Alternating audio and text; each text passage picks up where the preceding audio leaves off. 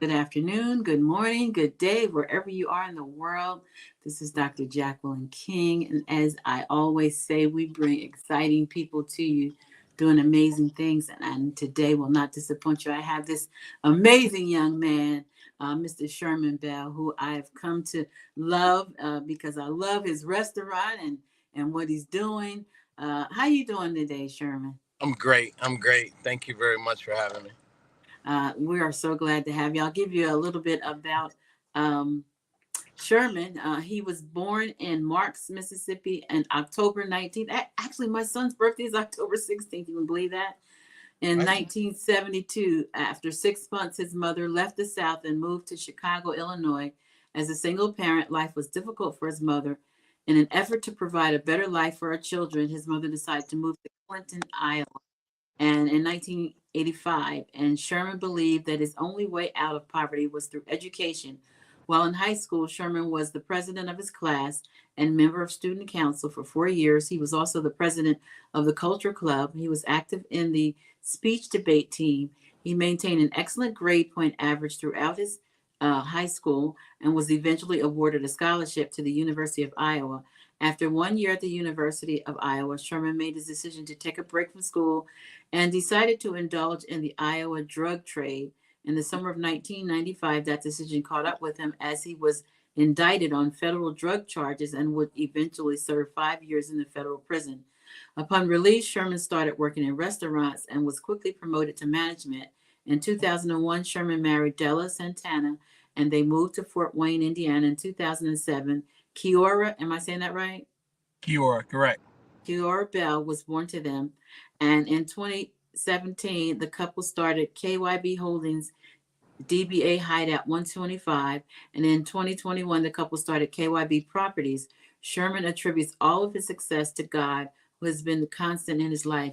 And that's really why you're successful. Because let me tell you what I know for a fact that when you put God first and you take care of his business, he always takes care of yours. Isn't that right? 100%. Even when So, I didn't, even when I didn't know he was with me, he was with me. Because I mean, with absolutely. everything that I've gone through in my life, you know, I, I I hear a lot of people say that I'm not supposed to be here or things like that. If God put you there, that is exactly where you're supposed to be.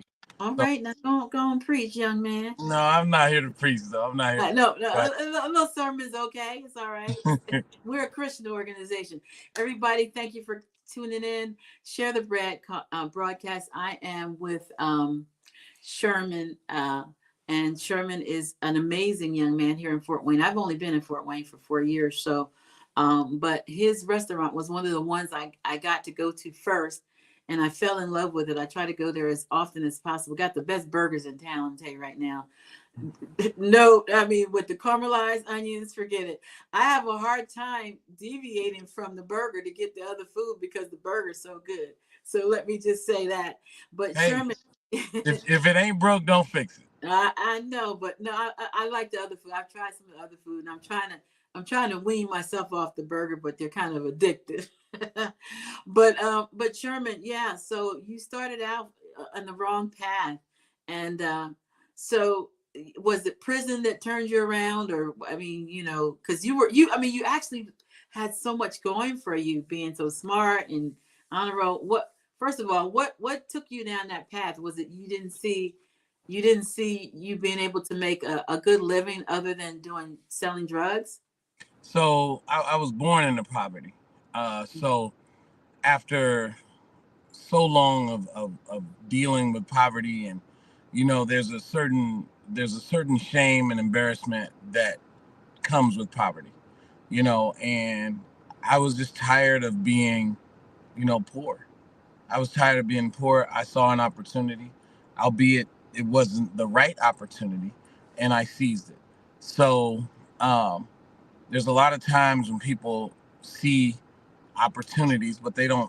I never weighed, the consequences of my actions, or was uh, what was the consequences of my action.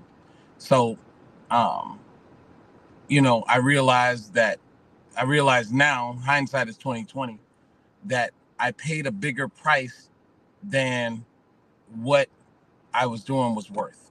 Do you understand what I'm saying? And Yeah. in business, I've learned that I don't take, if the gain is not worth the risk, why would I do it? Right? And at that particular time, I was risking my life, like Mm-hmm. literally risking my life. And I don't know what amount of money you can equate to that. I don't know that there's a dollar amount that you can equate to that. But there's young men and young women who are making these choices, but they don't put the value of their life and weigh it against what the gain is. You understand what I'm I saying? like that. Yeah, and you're right. So growing up in poverty, and so can you say that you believe that the decision you make is the reason a lot of people, a lot of young men and women turn to that because they don't see any other way to gain money or to earn money, or they don't see any alternatives. So, from the black perspective, which is the only perspective that I have. So, I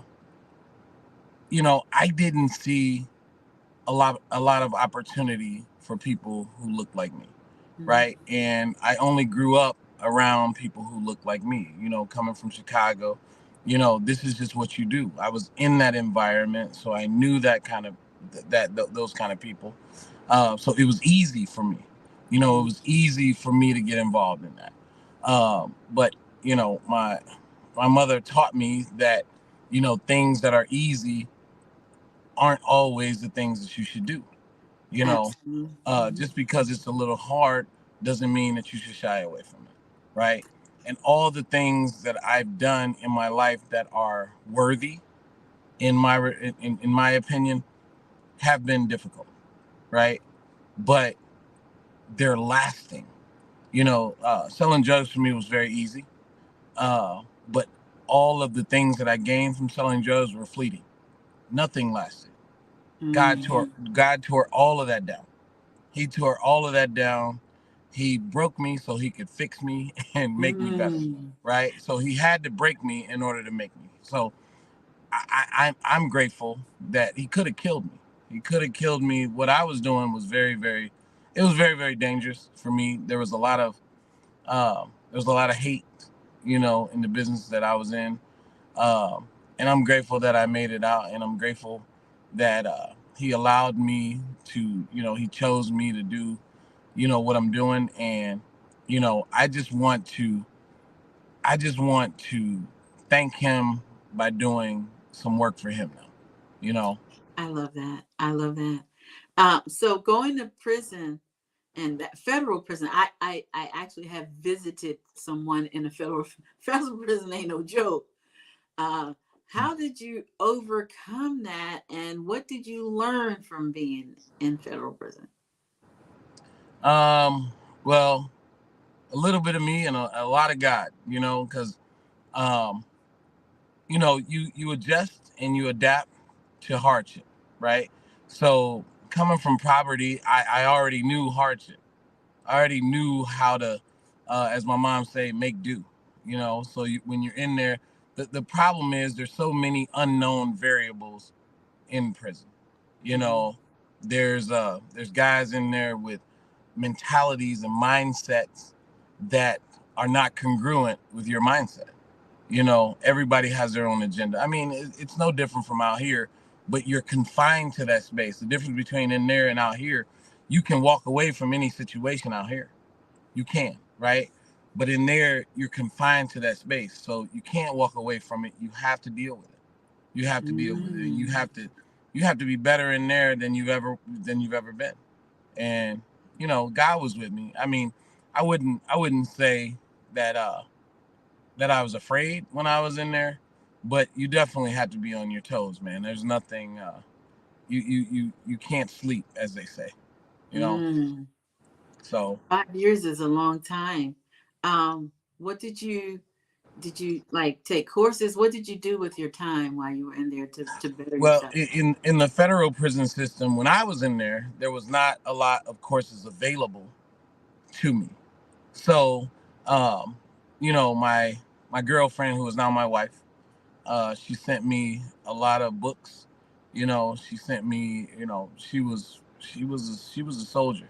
Like she made sure that I was uh, mentally where I should be, um, and she made sure that I had the things to get me through the day, because that's what I was doing, just one day at a time, just trying to get through.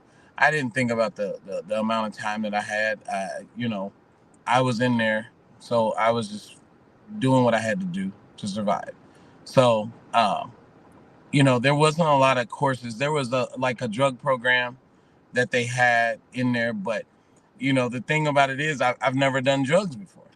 You were I, just you were just the distributor. I was an entrepreneur, right? So I've always had that mindset.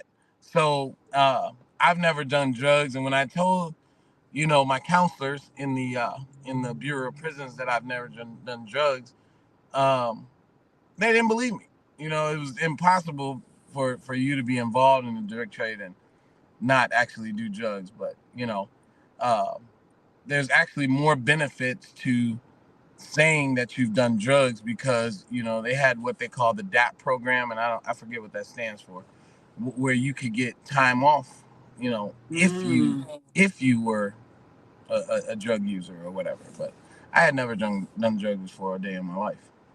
Wow. You remind me. I mean, I know God has gifted you with such a brilliant mind because first of all, I don't believe that you could have done what you did and come out and open this business. And oh, let me give a kudos to your wife because ain't nothing like a good woman. Am I telling the truth? Hey, you know what? Without her, man, I literally would not be here. She had a lot of options. She's a very beautiful woman. She had a lot of options. So me, I didn't choose that pain. The DEA chose that pain for me. But she actually stood in there and she chose that pain to go through with me when she had a lot of options. She could have left. She could have did whatever she wanted to do, and she chose me. So I will forever be grateful to her, and for what she did. And she's a lot stronger than me.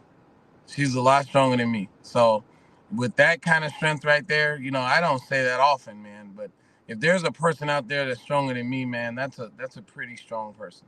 So that's her. That what a blessing. What a blessing. So you got out and you started working in restaurants. Now I know I used to do hiring. I was the recruiter for the electric company. So I really do know how hard it is for a black man who's been to prison to get a job. I know because I used to review those applications. So is that why you decided to go into the food service industry? No, actually, um, I got out of prison and I went to the halfway house. And Okay. one of the stipulations of the halfway house is that you had to get a job. So the first day that that I was in the halfway house, I heard guys in the halfway house saying how it was very difficult for them to get a job, and no one wanted to hire them because they had a felony, and so on and so forth. Um, well, I expected, because they had gone through that, I fully expected to go through that. Well, the first day that I went to try to look for a job, you know, um, a restaurant, it was called a Freight House in Davenport, Iowa. They were having a managers meeting. They said that, hey, we'll call you, but they were in the meeting, and I took it as when most people say they'll call you, they never call, Mm-hmm. right? But I had to be back at the halfway house at 4 o'clock. So at 4 o'clock, when I got to the halfway house, they said, Bell, hustle up. You got an interview at 4:30. This is my first day. Wow. This is the first day. Day one, I went to the interview and I got the job. Like, so when I got out, first of all, when I went to prison, that first day that I was locked in the county, and I knew that I wasn't getting out, uh, I when you have nobody else to call on, you call on God. When you have nobody else to call on, like that. I'm sorry. I'm sorry. That's okay. So let me get this thing back to where it needs to be. Uh, so I had nobody else to call on, right? So I called on God. Uh, and I told him, God, if you get me out of this, you know, I promise I'm going to do something for you. So I'm trying to keep that promise for him because, you know, he didn't get me out of it as soon as I wanted him to, you know, but he did bring me through it. So uh, I got to keep that promise to him because he's done a lot of amazing things for me. Uh, the the end result was, you know, when I got out of prison, every light for me was green.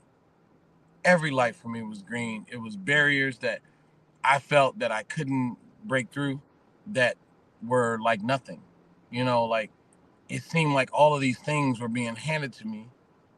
Uh, and it's amazing. When I look back on it right now to this day, I look at the doors that were open for me, and I think that it's nothing short of miraculous.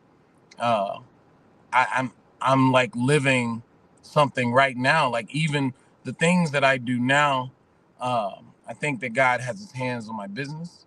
I think Absolutely, I he think does. God I think God has His hands on my family. You know, and everything is everything is still green lights for me. So I mean, I've never built a business from the ground up. You know, but everything has been aligned for success. Uh, and I'm truly grateful for that. I can't say how grateful I am of it. Like, and people look at me and they say, hey, you know, you're a smart guy and all of that. But there's a lot of smart guys out there that haven't been as successful. Does that make sense? It does. So So, I believe that God is using you as a living testimony because he's showing people that if I can take this young man who went through this and make him an overnight success, or maybe not overnight, but a success, then I can do that for you too. And that's why I told you that I think your story is so inspiring. And the funny thing about it is, a woman of faith, I didn't know you. You didn't know me. I didn't even know your story, honestly. I knew that I liked your restaurant. I liked your food. I liked your mannerism because I've been watching you. You didn't even know I've been watching you for a while. When I come in there, I watch how you interact with your clients, how personable you are, how nice you look. All that matters when you're in, and how nice and clean your place is, even down to the bathroom. If I can just be honest, you know, go in the bathroom and there's mints in there. It's an amazing place. And you've done an amazing job. I am ecstatically proud of you. thank you. um, as a Black man in Fort Wayne, and like I said, I've only been here for a year, so there's not a lot of Black businesses that I have seen. If there are, I haven't seen them. And so you are an example to those young men that are coming behind you. So I really do. I commend you for what you're doing, and the food is amazing. I can't say that enough. But the food is really amazing there. And I bring people, you see, I bring people there all the time who haven't been there. I thank you. I thank you, and I thank you. So, you know, all of that. I think all of that is true, but I don't do that alone, man. I have an amazing team. I have You 32 do. people. I have 32 people who work with me every single day, and they make it happen. I have not cooked one dish at Hideout, not one dish. But God has surrounded me with some amazing people, and He's made some things happen that make me look good. Somebody has to be the face of that business. So that has God has elected me to do that job. But the real work is done behind the scene. When you come into Hideout, the service, the food, all of that stuff comes together, to create that experience. So I'm just a small part of that, to be honest with you. Yeah, well, everything begins with the head. So I know you're very a humble man, and I get that. but it still starts with your vision. It was your vision that God placed, uh, so as the visionary, the people are only going to be as good as the visionary, because if you uh hired people that were messy or not professional, all that's going to fall back on you. So pat yourself on the back. I don't know, you seem like you have a hard time broad giving yourself kudos, but I can do it for you, because like I said, you're like a son to me, because I'm there all the time. Hey, but thank you. That means a lot. but I know that you are getting ready to expand. This is exciting. And it's funny because you sat down, I guess I don't remember when it was, and we had a conversation, and COVID came, and stuff was kind of on hold for expanding. You said you were going to have to wait, and now that door is open up. So talk a little bit about that. So when we first purchased Hideout in 2017, it was doing about $970,000 worth of business, which, from me and the background that I come from, I was managing restaurants that had revenue of $4 million plus.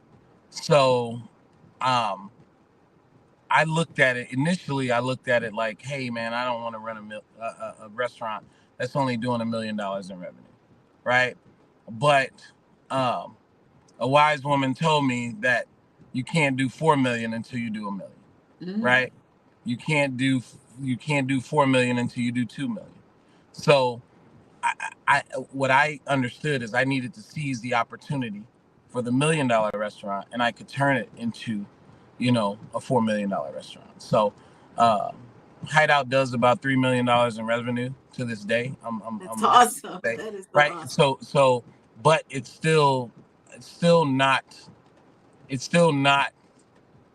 enough, right? And I say that in regards to the demand for Hideout has outgrown the space that we're in. So, um, you know, in the midst of COVID, we had a lot of struggles, as did any business, and we came out of that, bigger and better than we were before. Again, look at God, right? So, um, when we when we experienced that success, we bought 2.5 acres that were right in front of us, because I always knew that Hideout would get bigger. Um, I wasn't quite ready for it at the time when I bought the land in 2021, because we had a spectacular year in 2021.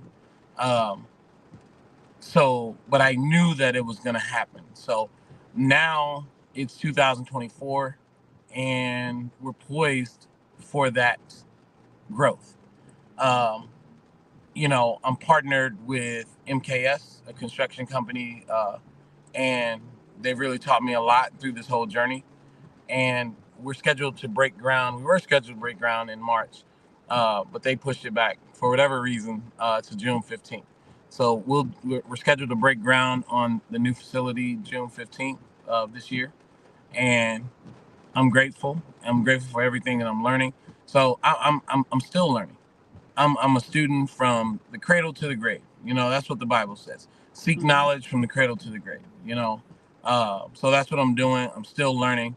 Um, I will be very happy to give Fort Wayne a bigger, better facility in Hideout 125 2.0. That's what I call it. So, I love it. So June 15th is 1 month exactly from my birthday, which is July 15th. mhm. So I'm gonna have to have my party at your new spot. Hey, hey, you know what? You're gonna be on that list for the opening party. Yes. So don't worry about it. We'll start your birthday early. Oh, look, we can do We'll it the start whole the month. celebration early. Sounds like a plan. Olivia says we're in Fort Wayne, Indiana, which is not that far. She's from Chicago, so if you want to come, you're not that far. Come to Fort Wayne and check out Hideout 125, and then Hideout 125 2.0 that's getting ready to open. Um, and so, what are you going to do with that building? Are you selling that building? So the space that we're in now, we actually lease that space. Okay. Okay. Um, one thing that I am big on, because growing up in poverty is traumatic. It was traumatic for me, but somehow, some way, my mom always told me that God will make a way. And there were many times that I doubted if God was going to come through that particular day, but he did. But he always did. What she said was absolutely correct.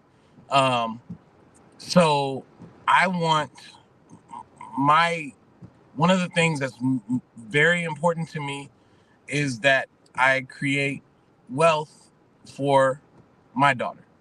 I don't want her to have to make the same decisions. And all of these principles are biblical principles. God said that the righteous man leaves an inheritance for his children's children. You know, so I'm not gonna slack a minute on that. I'm gonna make sure that Kiora has everything that she needs, and I'm gonna make sure that her children have everything that they need, because that's the God principle.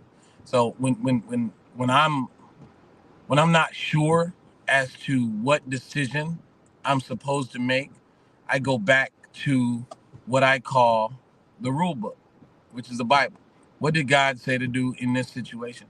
None of our situations are unique. This, you're not the first person to be going through this. So God already gave us the plan. Here, Uh-oh. The sound went out.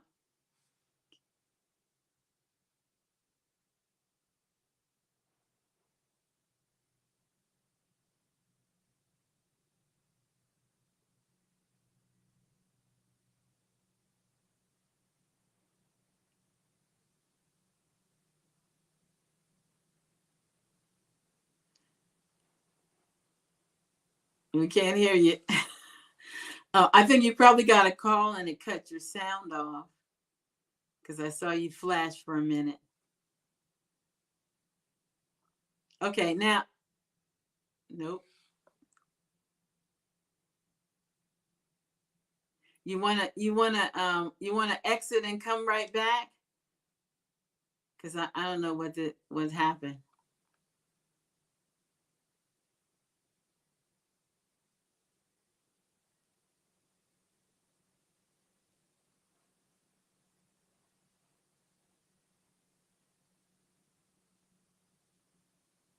Technology people, we're sorry. We're working on it, but you know how technology, isn't this an amazing story? I hope that you all will share it. No, we still can't hear you.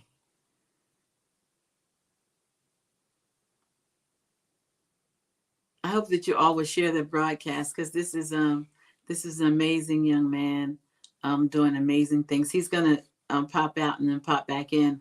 But for Black History Month, I wanted to spotlight this man because he came from very poor beginnings, and it shows you that it doesn't matter where you start, but where you end. And if you have um, the faith in God, what you can see that He continuously gives God the glory, and that's what it's all about. Giving God the glory. I think I got him back. Hold on. okay. Yep. I'm sorry about that. I'm sorry that about that. that's okay. But what was I saying? Well, I was telling them that, I think that why you're so successful is because you continuously give God the glory. Because look, one thing I do know, and I told you this before we came on, I know for a fact, for me too, if you take care of God's business, He will take care of yours. And you're doing that, and you're being an example. And so when you said, you were telling me about the Bible being basically your roadmap, and you wouldn't believe this, but when I did my dissertation, that's what my dissertation was. It was the Bible, the Christian's roadmap to life. That was my dissertation. It's ironic that you would say something like that, but that's what it was. So you are following the roadmap, and you're doing great things. Like I said, I'm very, very proud of you. Nothing but success. I know that you're going to be successful, first of all, because you're putting everything in perspective. You're leaving inheritance for your daughter. You're treating your wife like the queen that she is. You're taking care of family. You're taking care of the people who God has assigned you, because your customers are actually your assignment. I don't know if you see it like that, but they are.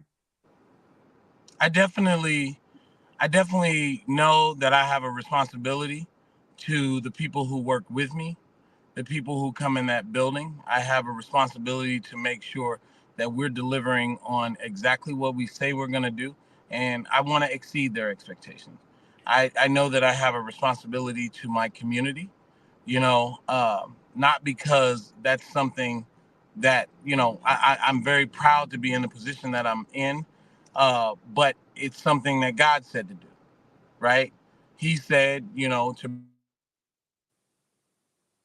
Uh oh. What is with your sound? You went out again.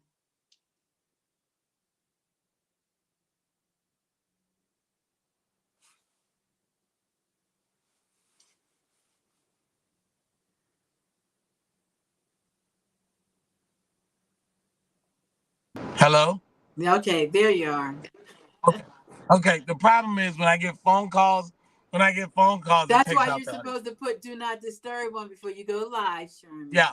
I'm very good at business. I'm not really good at the technical stuff. So uh I will get Kiora to show me how to do that when whatever. Um but I forget now. I lost my train of thought when that phone call came through. But Anyway, it's all good. So I do expect you to be in my directory that we just launched. So I'm mhm. looking for you to get your business in there. And it is on the screen, blackwomenempowereddirectory.com, because we're trying to build a network of Black businesses. So when people put the zip code in, your business will come up under Fort Wayne and everybody. We have doctors, lawyers, all kind of people in there. I just launched it. So I am expecting you to be in there, Mr. Bell. Okay, no problem. No But this problem.